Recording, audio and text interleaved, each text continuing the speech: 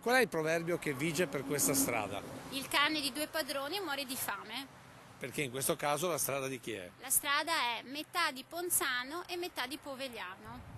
E quindi nessuno dei due si prende la briga di sistemare la stradina. Sta tutta qui la storia di questa strada, ma soprattutto di chi ci vive attorno.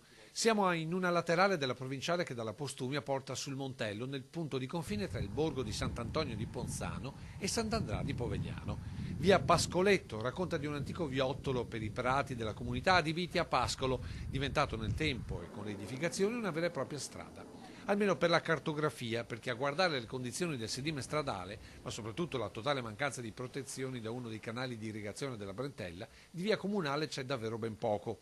Via dimenticata ma anche pericolosa, visto quello che è successo a Stefania Marin, che qui ci vive fin da bambina.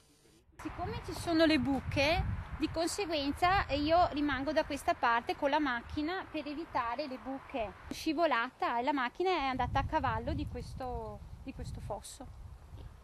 Solo grazie alla velocità moderata l'auto non è finita completamente nel canale, ma tra il recupero del mezzo, i danni meccanici e di carrozzeria comunque il conto finale è salato. E quel che è peggio è che rischia di ripetersi ogni volta che c'è visibilità ridotta per un po' di nebbia o d'estate per l'erba alta.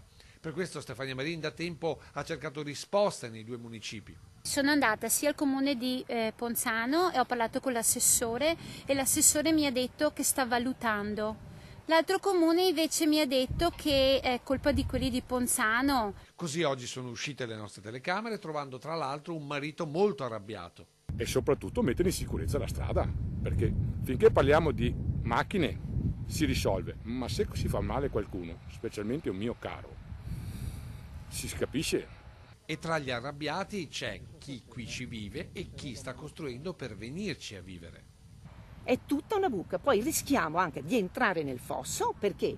Perché non c'è il guardrail, non c'è niente, quindi, signori,